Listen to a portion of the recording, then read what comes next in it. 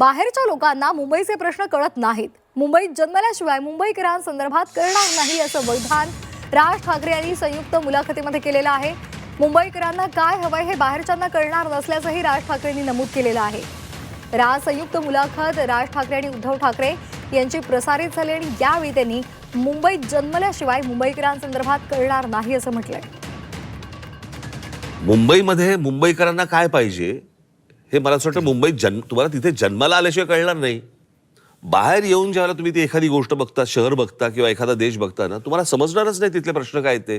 आता उदाहरणार्थ समजा तुमचा कुठचा काय गृहनिर्माण मंत्री किंवा अजून कुठचा PWD मिनिस्टर किंवा अजून कोणतरी हे बाहेरचे ज्यावेळेला येतात, ते ज्यावेळेला मुंबईत येतात त्यावेळेला त्यांना प्रश्न पडतो, सारा प्रॉब्लेम काय शहराचा?